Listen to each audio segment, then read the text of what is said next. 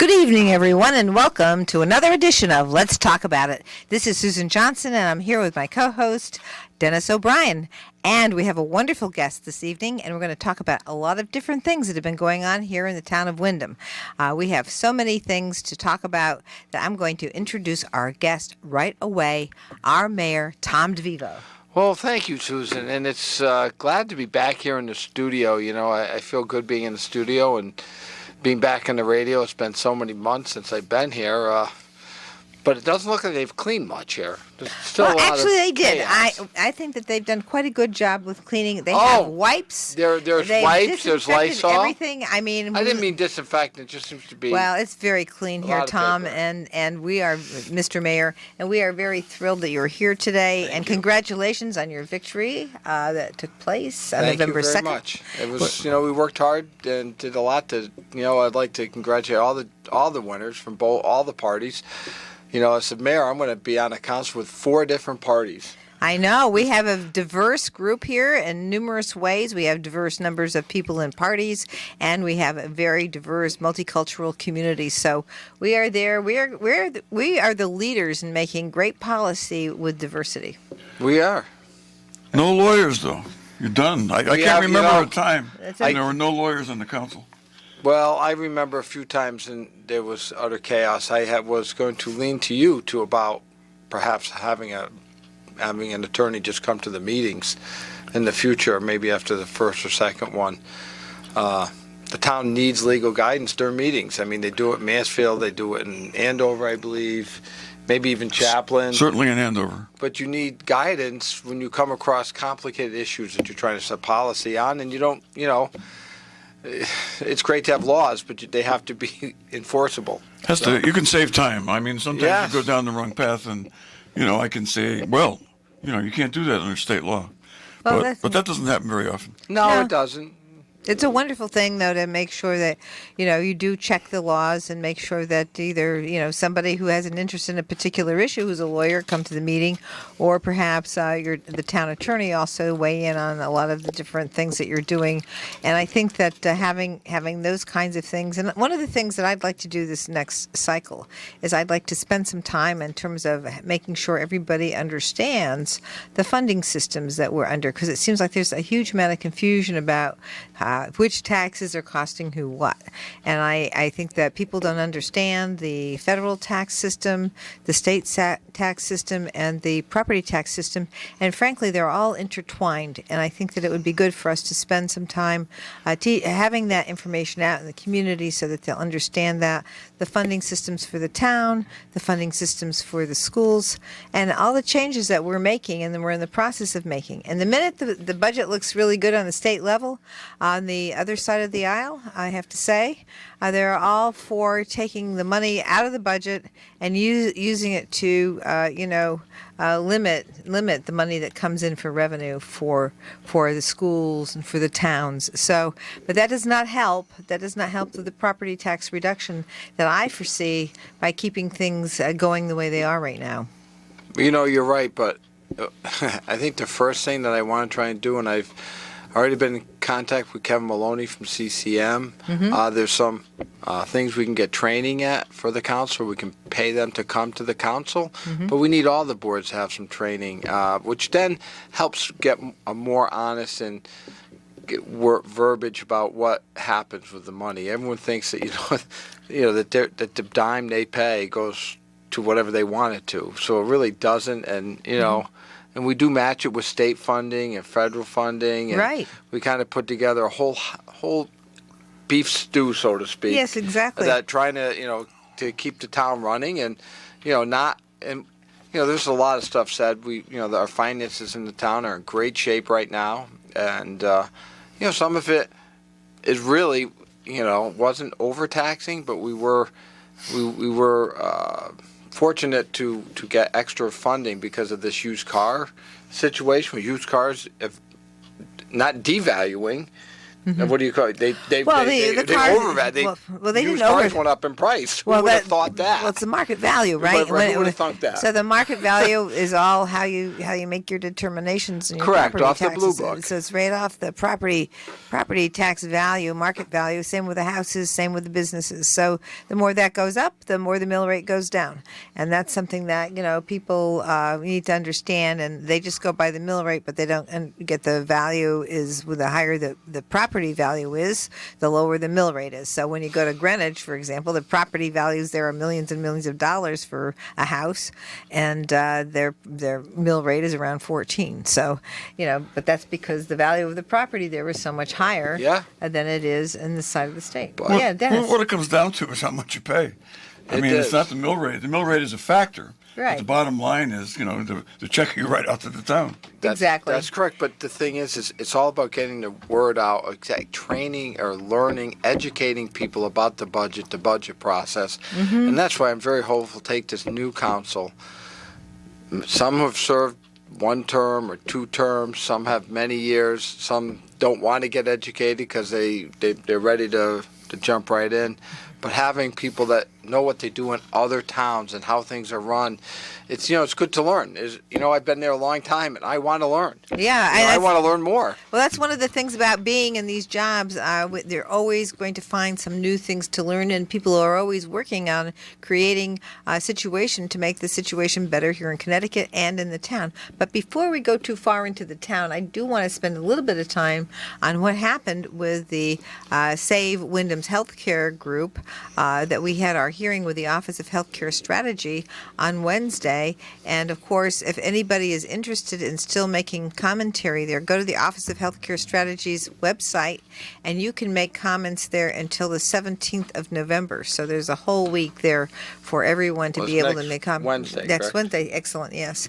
Yeah, so we were there, and the amazing organization of the people Save Our Healthcare in Wyndham was really, really good. We got high praise from other legislators who happened to be in on that, and from other areas of the state who are watching the Office of Healthcare Strategy's proceedings. And I was talking to Representative Maria Horn today, and she has a similar problem in the area where Sharon Hospital is. They want to do a similar thing to what Hartford Health is doing, and so they're in the northwest corner, like we're here in the northeast corner, in a more rural area with no highways or anything, and so they're very interested in the proceedings and how things are going, and there's a lot of difficulty with transporting somebody who is in the middle of labor pains, trying to make sure they get the right assistance and make sure that they're transported and not causing any harm to themselves or the baby. So this is something that I have to say, a lot of administrators who are males look at this and say, oh, we could do that, but they don't really understand what it's like to go into labor and to be concerned about exactly when the baby's going to come.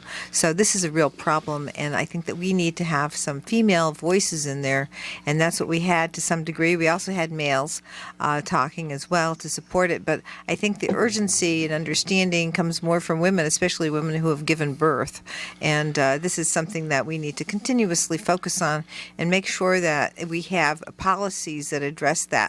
I was so thrilled also, and I have to give high thank yous to our Attorney General William Tong.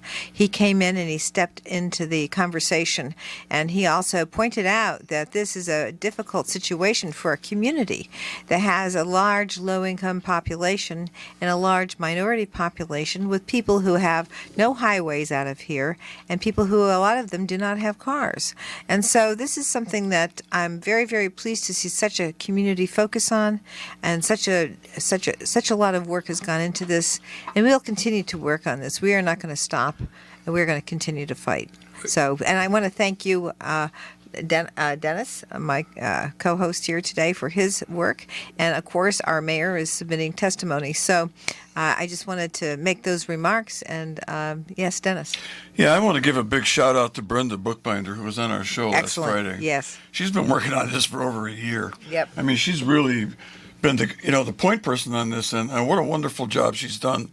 And I think the community gave its all last Wednesday, and like you say, there still can people can still put in testimony written testimony Until Wednesday, And, the 17th. And one thing, do you know the website center? Well, you go to the Office of Healthcare Strategy. You can- Office. State of Connecticut. State of Connecticut Office of Healthcare Strategy. Thank know, you, not yes. only Brenda Buckbinder, because she was tireless in this. Yes. Our own Board of Education Chairman, Lynn Ide. Oh, yeah. How could, I mean, she was there all day. I believe she got to Town Hall around 9:30. And, like late at night, she was still there to the end. But she helped coordinate and get people there to provide testimony. And when you say it's just for females worrying about having children, it's a deeper. We need a critical care unit that because men might need critical care too. That critical Absolutely. care unit isn't just for infants. It can be for some older guys that might need it. That's right. And That's an excellent point. But it's there. That's a long-term goal. I mean, we But we you can't bring deal back with this. critical care. It Right. would be easier to Well- attract the doctors, and Well, so, that's right. That's The right. argument that was made very effectively by Susan, among others, is the fact that we lost the critical care unit, although we put up a huge fight 6 years ago, and that led to this, domino falling. And now, what's next? That's what I say. Right. I mean, what are they going to do to us next? I'm not talking about the people who run the hospital here. I'm talking about the And- people who run Hartford Healthcare in Hartford. No, it's disheartening for me because I'm my first wife's side. Her great grandmother was born in the Fitch House here in Wyndham, and then her grandmother was born in St. Joseph's Hospital near St. Joe's. But her mom and her and my son and daughter were born at Wyndham Hospital. So throughout we're all born in town in Wyndham. My son now has 4 children. We have 2 in the oven, but he has children, and they're being born in Norwich. So. It's like the DeVivos end up going back where they started because, believe it or not, my father was born in Norwich. So, Your mother's But- from East Hartford. yes. I know that. I actually don't know where she was born, okay? But- I do but- know where my father was born, though. I know she's from East Hartford because Yeah. she told me, Yeah. and so did her friend Barta Zulik. Yes. So, but whatever. But she's probably Hartford Hospital. But in any event, I think that this is something that really was part of the discussion.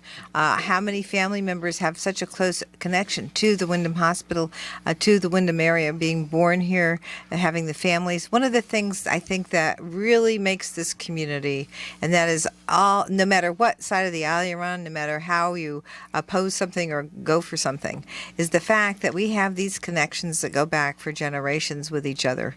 And understanding that is something that is really, really a very, very important part of having this sense of community, which I hope that other communities have, and that we can grow this kind of support in other places that don't have it. But that's what we have here, and that's what makes this place so incredibly special. It is. And, but thank you for your work, Susan, and Dennis's, and getting the big guns. When you said this horn noise, I wasn't sure I knew where that was from. Well, she's in Sharon. She's in the Sharon Sharon, yeah. Hospital. Yes, Sharon Yes. Hospital is making the same proposal, and they've gone through a number of changes that Are they we owned won't by go. Hartford Healthcare also? No, they're owned by another group that's from New York State, and so they're in the northwest corner, obviously. And I can go into a long history on Sharon Hospital, but I think we want to focus on. I don't even know where Sharon is. It's, Okay. it's But right, Wyndham it's the Hospital northwest needs corner. to have the birthing center. Yes. It needs to have, we need that in our community, and we need to find a way to effectuate that. Yes, we do. Why didn't they close one in Norwich? Well, exactly. I mean, and they're right on the Yeah. highway, and that's the other argument that I've made is that the fact is almost all the hospitals, except for this one and Sharon, are on highways or have quick access to highways, and so you don't run into the problem if there's an accident. You're going to be stuck in the middle of Route 6 for hours and hours and hours and not be able to move while you're in labor. I can't imagine that. Yeah, Route 6 is a state road. It's not a highway. Route 32 is not a highway. A highway to me is a 4-lane road with Exactly. with a median. It Exactly. makes it much safer. Interesting. And I also want to mention Arvind Shaw. Arvind Yes. Shaw, the executive director, I believe, of Generations. Yes. has come up with a plan. And Susan, why don't you talk about that a little bit? Sure. Arvind Shah has been studying this because one of the things that Arvind Shah, as the executive director of Generations, has been doing is his organization, a federally qualified health center, has been providing the care, the maternity care for people while they're going through their pregnancies. And for a long time, they would go through their pregnancies and get all the help from Generations, and then they would have the baby right there at Wyndham Hospital. For Wyndham Hospital to take that away is really putting Arvind Shah's patients in a real serious bind. And so he has been, over the last 5 years, he has been longer than that actually, even before this occurred. Arvind Shah was looking to create residencies for doctors to come and train and then, coordinate with Wyndham Hospital. And now that they've gotten, they're proposed to get rid of the maternity in labor delivery capacities. Now he is looking to try and do that, and so we'll be working with Arvind to try and make sure that occurs. It would be good to be able to do something like that. There's a lot of flexibility in other states when you get to the rural areas. They have swing beds and all that sort of thing where you can move a hospital to a skilled nursing facility and back. I think that the look of this is more to collect more money as opposed to look at safety, because if you look at the needs that people have when they're giving birth, riding around in a helicopter or a car isn't going to provide that kind of safety. Just saying. It's just Time is of the essence, I believe, in birthing, and I don't see how this is better. It's not. It's not. It's not safer. Right. No, it's not. No. So let's just hope the testimony works and the hospital listens. And That's right. That's right, because Tom.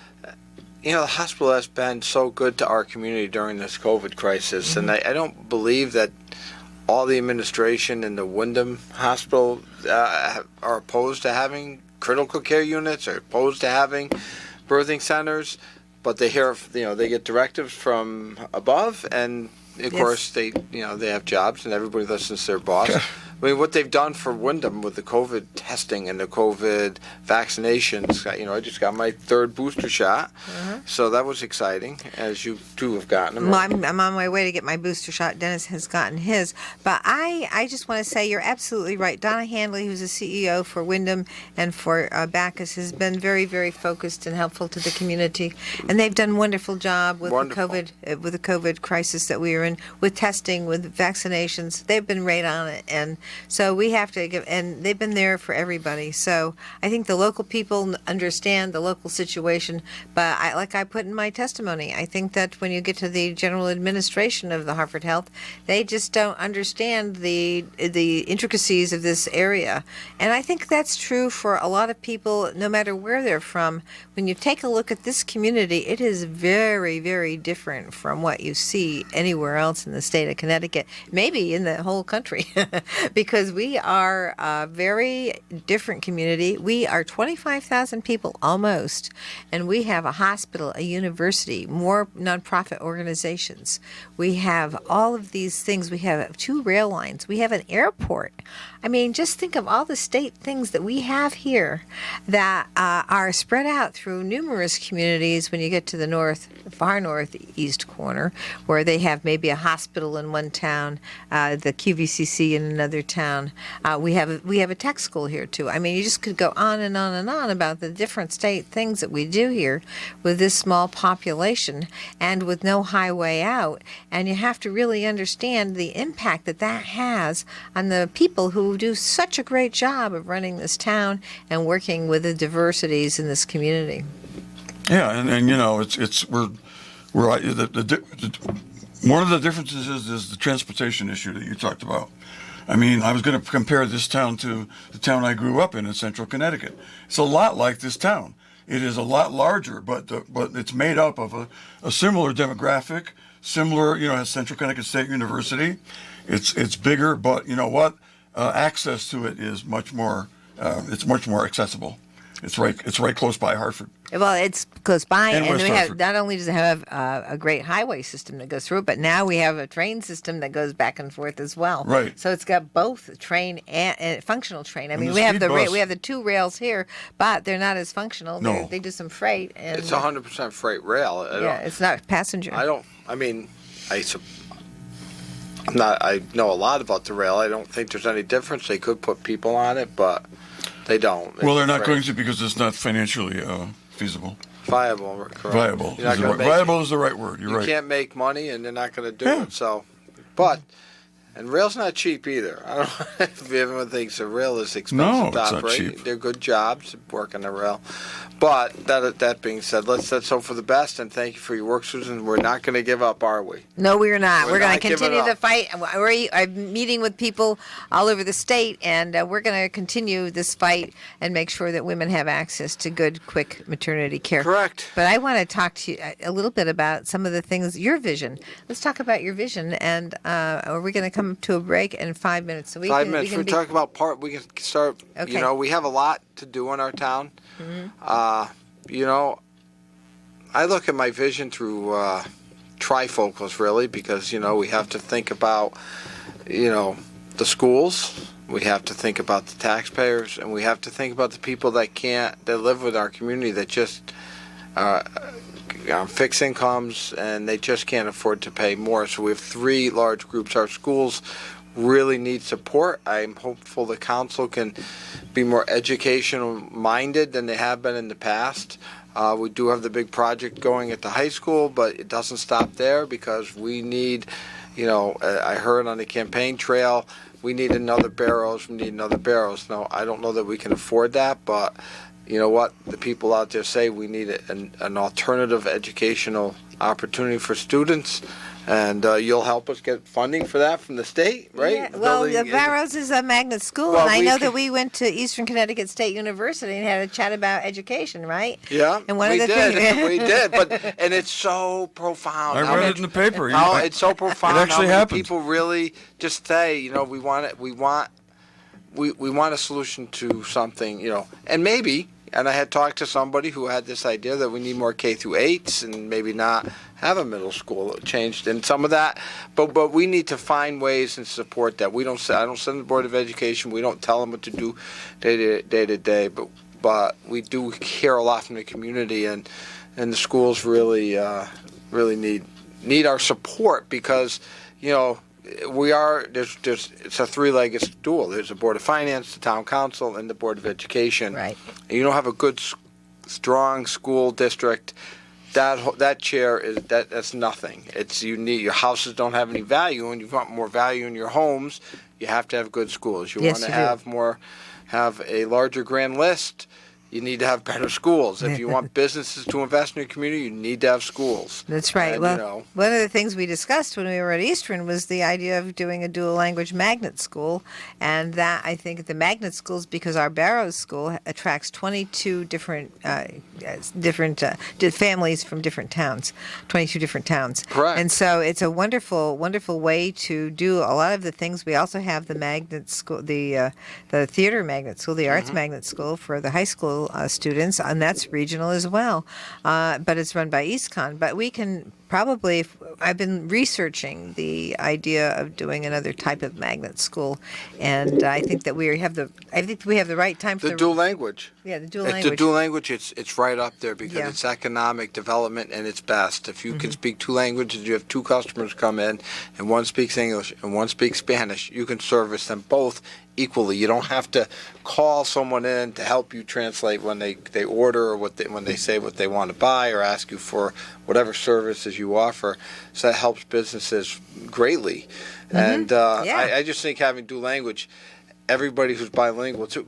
When you're bilingual, it even fights off Alzheimer's. I mean, you know. Oh, it does. That's right. That's exactly for right right. to the end of your life. At the beginning of your life, it's better so you can learn new cultures and learn different people, what they're like.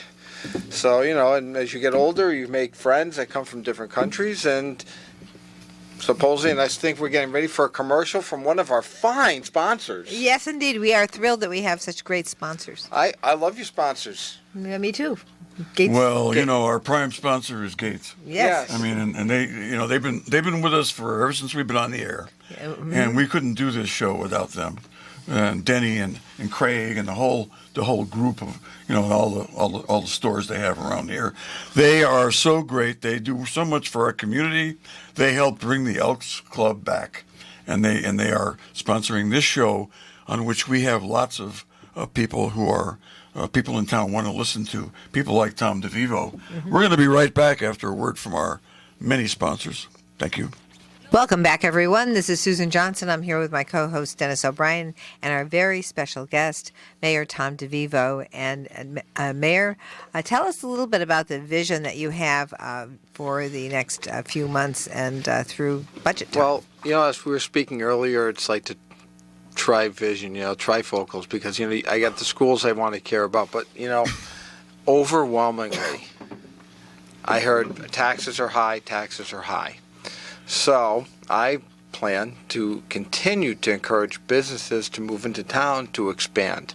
Now, we've had a lot of expansion in the past few years, and expansion comes from within, too. As we make new investments in equipment at Willimantic Waste, yes, we sold our assets in that firm, but the new firm came in, upgrading to all new vehicles. New vehicles have more value.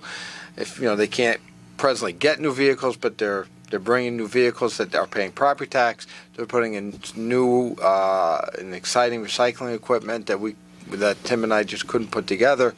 I talked to the folks at General Cable. They're doing expansions, just new equipment, all that, and the same thing. United Abrasives and fluoropolymers. They're making huge investments in equipment, and that grows our grand list. We don't necessarily need to see a lot of buildings. Yes, we're getting a Popeyes, and we have a change in Friendlies, and things are happening at the VFW. But we are going to do our best with our Economic Development Commission and Economic Development to try and support these businesses as much as possible, because that helps get the taxes down. I've heard the message, our taxes are too high, which brings me to the third people I speak about that are on fixed income. We have a lot of folks who have stayed in our community because it was affordable, and they stayed here after retirement, and Social Security hasn't risen, Medicare hasn't risen, their income hasn't gone up at the rate of inflation. So they've really been struggling, and we need to find ways to assist them and to meet their needs. And that's why I'm hopeful with the new community senior center that they'll be able to go to the senior center and do things that maybe are less expensive. But we do have a large, and some of that goes back to the fact that we didn't properly fund schools, so we had a flight of families. Yes. We need families back in our town. I live 2 blocks away from where I grew up, and there were so many kids in the neighborhood. I mean, I can go list. You can talk to Dave Foster. I'm sure you've had him. Oh, that yes. neighborhood was full of kids. 40 years later, or 50 years later, there's like 5. Right. Okay, and 2 of them are DeVivos, 2 of them are O'Briens, and 2 of them are Dailies. That's 6. So there's, there are children. They're slowly coming back. How do we keep the families here? That's because right. as soon as they get, they start looking for alternatives and places to live. I just have to say, you have to remember the daily doubles each have 2.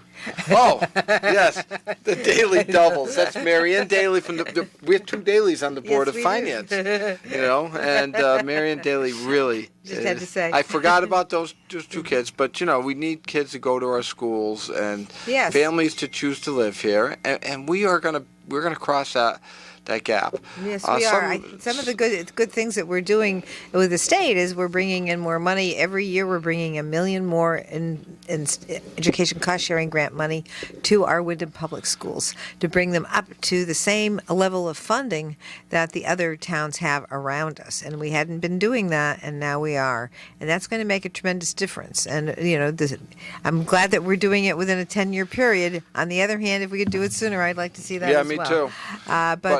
But then you have to grow. You have to be able to make an accommodation to the increase as well, and make sure that the classroom sizes are smaller. And we need to do that. But also another aspect that brings families are upgraded parks and recreation opportunities. And we have that Nosnick property out there, and it's got some challenges for development.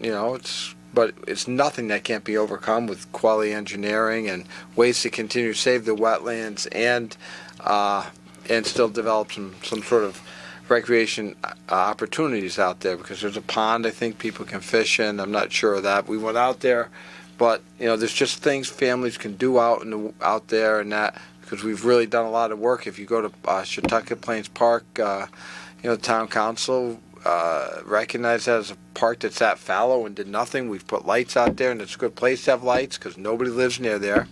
as I think the Nosnick property too. There's nobody really around there, so we put lights. We're working on getting lights in Legion Field. These things, Well, that's a help too. Yeah. these things help families choose Wyndham, because then they get to use these activity centers. I'm also very interested, but I don't think this is going to cost the town much in finding a way, because they'll have to get more grants, to encourage the Whitewater Park to step into the next platform. They have paid their mortgage has been complete. They no longer have a mortgage. They have free clear title. Now they may give that park to the town and then have some arrangement. I'm not really sure how that's going to work right off.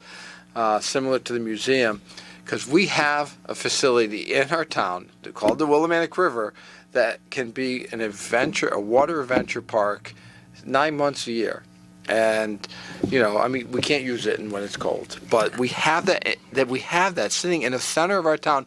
They don't have that in New Britain. Sorry, Dennis. They don't have that in Hartford. They don't have that in Torrington. They don't have it in Norwich or New London, but we do. So why not take our Main Street? Sure, they're going to recapture the river in Hartford, but that's more for boats and rich, people. This is a kayaking whitewater adventure park that would be safe, and we're going to kick that off. It's just going to take a lot of time and effort, because there's a lot of challenges with that. Well, I'm so really just supporting it. Really, I was so amazed when Barbara McGrath started that project.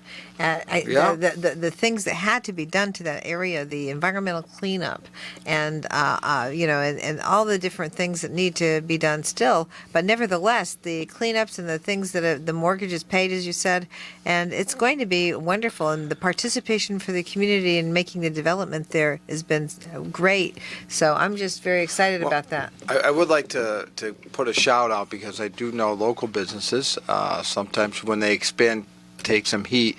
Berkshire Bank actually forgave the loan. I think thank you for that. I don't know how much they had borrowed, maybe because it was an odd amount, with $62,000 and change. Yep. So I doubt that they borrowed $62,000. It was probably like That's 70. wonderful. That's But really good to know. so Berkshire Bank, a bank, saw the opportunity to help a nonprofit expand, and so they forgave over $60,000. And a real shout out to Angela Hernandez and Dino. Yeah. Dino from the Dino's very good with real estate. Dino and and he does the real Angela and estate there. Dino both reached out. Absolutely, yeah. And they helped us get that accomplished. Dino Ricardo. Yes, Ricardo. Yes, and I want to say hi, also a shout out to Jana Butts, because she's been working on this. She's been working hard. She's all over this. Whenever there's any opportunity for funding or to help that park, she's there. Listen, Jana, Dan Mullins. Oh yes, Dan Mullins, absolutely. Pam, me, Mark Pam. Porcat. Okay, very good. Mark Porcat. Pam DeVivo. Yes, Pam DeVivo, my wife. We've all been involved in it for a very long time. I remember way back. You probably don't remember when they threw me over the waterfall? No. Yeah. No. There was. Can we see that again? I don't know. They did not have If YouTube. not, we could always recreate it. Well, okay, you go first. It was okay when I was like 40, but now I'm 60, or it was probably 42. Well, I'm a little older than you. But I put a wetsuit on and a helmet, and the Talon dive team came. Maybe I'd do it again. You also got tased, Tom. I got tased, but I Let's change the floated in the subject. water. And Yeah, went over the well, thing. yeah. But I just whitewater, wanted to point out but we that- have so much to do, and I Yes, feel we so do. little time. Well, we have so much to do, and we have such an amazing place. And Dennis, you're next. You're not going to. You're going to let me say something, okay? Of course. I just wanted to point out that this model of the town taking over certain elements of the great projects in the town, like the museum, like the Little League fields, like the senior center, because Susan and I were instrumental in the takeover by the town of the senior center and the Little League field. Yes. So it's great to hear this, Tom. Well, it's creative. You two showed me how to create creative partnerships with groups. I mean, the Mill Museum, they're always going to struggle. They're not going to have lots of money. I mean, ever. I mean, that's just the nature of what museums have. It's a lot That's of, right, a lot of, that's right. Wait a minute. Now let's take a step back, because we get people complaining that maybe the community center won't turn a profit. Well, you know what? That's not the intent of it. The intent of it is to provide quality of life for our residents. Quality of life. And it's going to bring in money too. But it's not going to turn a profit. For families. It was built for families and seniors. That's Seniors right. and That's everybody. The seniors are going to get to go there, and no matter what. I talked to Andy Carey, and Andy Carey's he's chairman of the building committee Right. with me. With you. And he and I we were talking about the kids, and he said, "Don't worry about the kids. I'll just sit there. They can run by me." He doesn't care if like a 5-year-old runs by him as he's sitting there eating his lunch.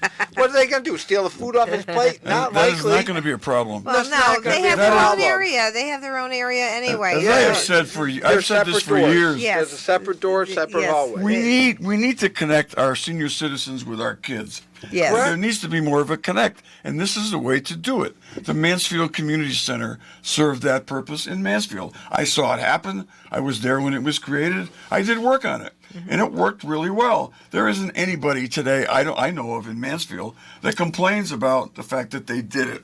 Some people might complain, oh, it's not turning a profit. You don't expect a thing like that to turn a profit. Does the police department turn a profit? A fire department? The schools? No. We do things that the private sector won't do, because the private sector, by its nature, is into turning profits, and that's what it's all about. So we do these things, and it's going to be great. I can't wait. It's a wonderful thing to have that community center and the senior center, and it's in an ideal spot. The whole thing has worked out beautifully. It's right in the downtown area, right on our green. We have a green where we have Gilson House, a historic building. We're a historic town. It overlooks the bridge. We have the Shabu stage, and when you're over there with a concert and you look around, you realize just how beautiful this place is. You look around and you have the hills and the trees and everything around it, the wonderful architecture of the older buildings.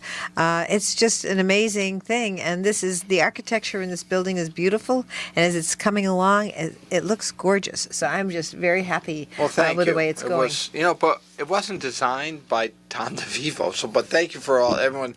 I certainly didn't design it. We hired an architect, Ferd Quisenberry Arcari, and we showed that to many people in the public to sell the property. Yeah. And during those show and tells, which is really what they were, public hearings Sure. or presentations to the public, we got input in which did expand the project a little bit. But we also found people saw things like drainage things that had to be fixed. I remember somebody said, this is going to be a drainage problem there. And lo and behold, we started going there, and there was a drainage problem right in that particular area. So we addressed it. We had to, so... It's wonderful. There's but a it was community really- conversation. It's good to have community conversations and everything. Sometimes there needs to be a balance between that, because when I was on the town council, when I was on the board of selectmen with Jean Dismay, she liked to have more community conversations and meetings. But yeah, I do enjoy community conversations and public hearings and discussions.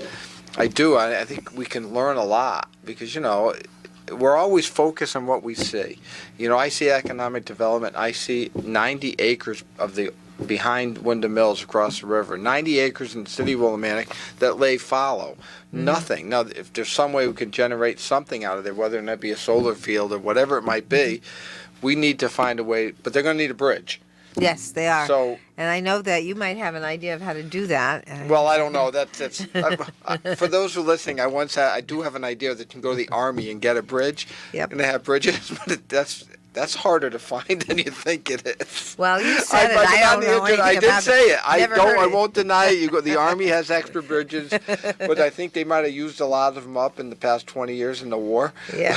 they had a lot of surplus bridges at one time, but I'm still on. You got to kind of search the internet, those military websites for things, and they do have bridges that you can get. But I'm not. Well, I just it's have to say, complicated. you've Fort done. Leonard Wood, I just Missouri. want to That's say the Army engineers. he's done a very I nice served thing, there. Tom. I've never given up on it, but I still don't know how to do it. because of your connections. There's you were nothing able, wrong with saying that, is there?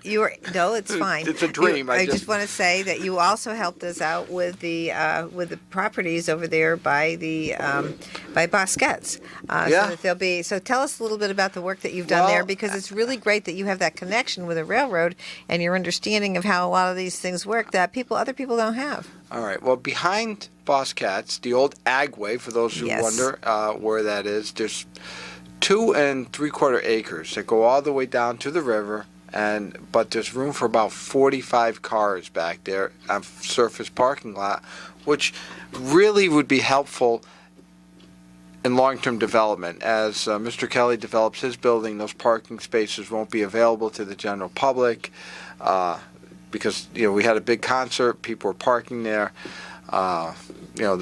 As we have grown things around the Frog Bridge and the stage and the senior center, community center, we could use those 40 parking spaces. So we met with the state DOT. The railroad leases it from the state of Connecticut for 99 years, which started in like 1980. Yeah, right around there, yeah. Right around there? I started on that project back when I first got elected. So I'm a little too old to have to wait until the year 2079, I guess would be Me too. 99-year lease. But Dennis will probably still be around. I'm I'm counting working on on it. it Exactly. every day. But so we went with them, and they said they're okay with.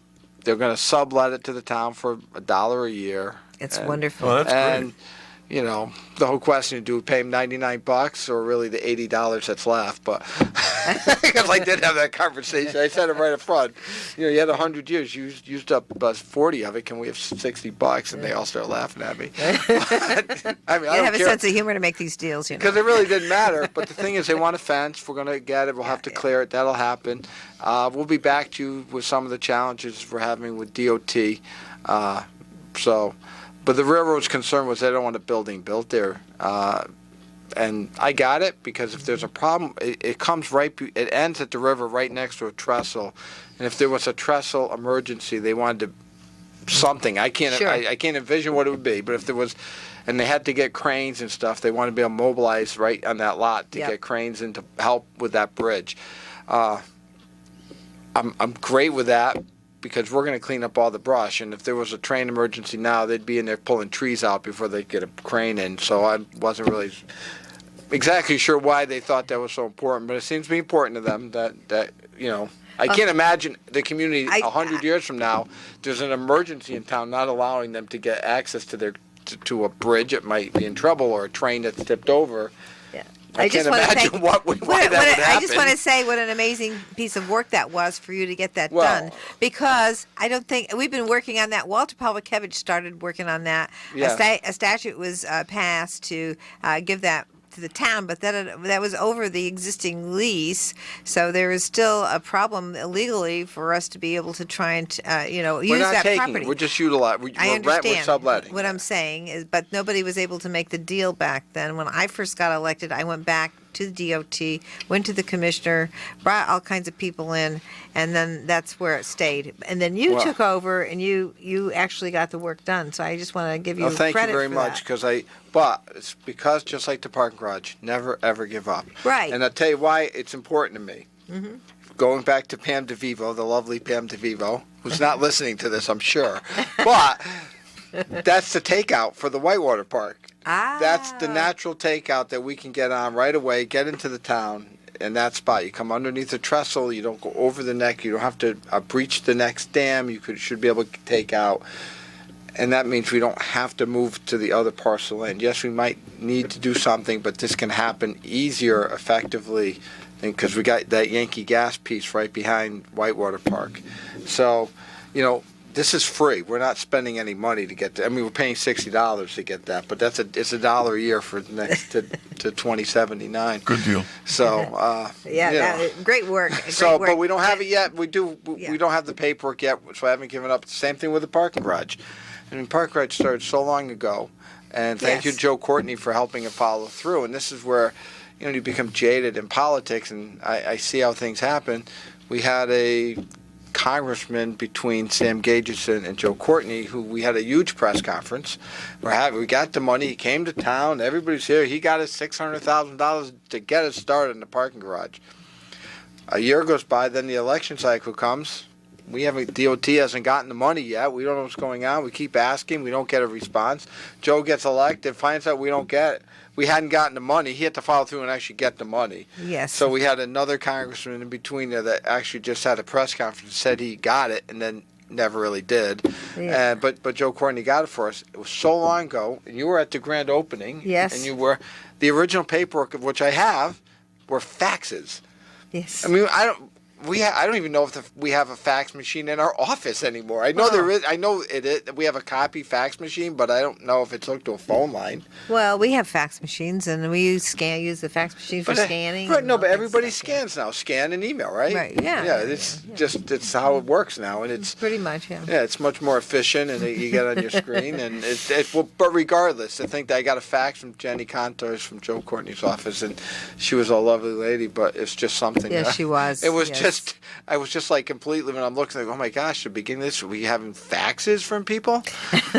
I came to our old fax number the way, so. Yeah. Well, as I always say, government don't come easy, as Ringo Starr used to sing. It does not, and it takes time, and sometimes it takes a lot of time, but it's worth waiting for. And, yes, and if you haven't been in the parking garage, please go. The parking We garage went, is as soon as it was magnificent. open, we drove through there. We went out for my birthday, and then everybody, the kids and all of us, after we ate at Stone Row, we drove right into the parking garage, and I told the kids, this is Grammy's garage. But That's okay, Grammys. Did you go to the top? Oh, yes. Yes, we did. We did go to the top. Yes, I went to the top. It was on the day. It was just, because it's not a fabulous. parking garage. We're going to call it a parking garage because we're from Eastern It's a Connecticut. transit center. It's intermodal transportation center. Yes. Just like Mansfield. You can bring your bike there. There is a bus station going to be there. Yeah. That's fabulous. So there will be some changes on Walnut Street onto the on-street parking because the buses have to turn. There'll be more buses going up there to get to the bus station. So, and also on the parking garage fees, I would like to comment clearly. There'll be another public hearing. Absolutely public. The Traffic Authority said they would like to hold another public hearing after the election, after it's open, to hear what people think. There are people calling in that wanted us to charge more than what the staff wanted to charge, and that became urban legend. I know people telling me we're going to charge $700 a month. I was like, huh? It's like an apartment. I don't think so. But anyway, so we're running out of time, Sue. Yes, we are. Well, thank you. And I'm very thrilled that, we were able to get a lot of these projects either started or finished. And I'm looking forward to working with you and your visions for the next cycle. And, I'm very, very happy with what's going on with the garage. Yeah. And I just think that, I'm not going to say anything about what you're finally going to, do with that, but my understanding was at least the last meeting you had, it was supposed to be free for the first 2 hours, and then after. Well, they said that, but all the other parking lots are 3 hours. So there's been some public. You can write a letter to Joe Gardner at the Traffic Authority with the comments, but and you can write letters and make comments. They're still taking comments. They'll always take them up until they have there's no deadline, I guess. That's great, yeah. But it's free until probably July 1st. I see. I was told it was 6 months, but that leads us into June, so it'll probably go to July that's for the good for fiscal the- year. for the And don't Christmas, forget, more than half holidays. the bill for this was paid for by the state. I know some people here locally who say, well, we're taxpayers too, we're state taxpayers too. All right. But most of that money is not coming from Wyndham.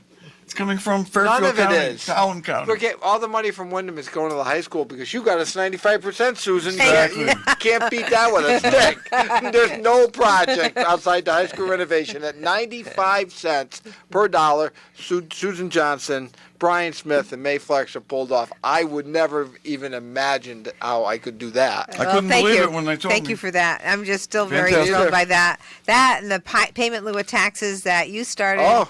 The payment Got in on lieu of with taxes, getting $1 million more now in pilot is a great thing. But it started with the council, and it found its way right up to the state senate where Senator Looney, fixed us up. I got to meet Luke Bronin and Mayor Elliker. But running out of time, so thank you for having me. All Thank right. you for having me. I'll come back again. Good. We'd love to have you here. Thank you any so much, rainy Mr. day, Mayor. 'cause- And Dennis, want to conclude? Yeah, I want to thank Tom DeVivo, and I want to thank Matt Rupar for doing his usual great job behind the glass. And we'll be back next week with another great show. Thanks for listening, folks.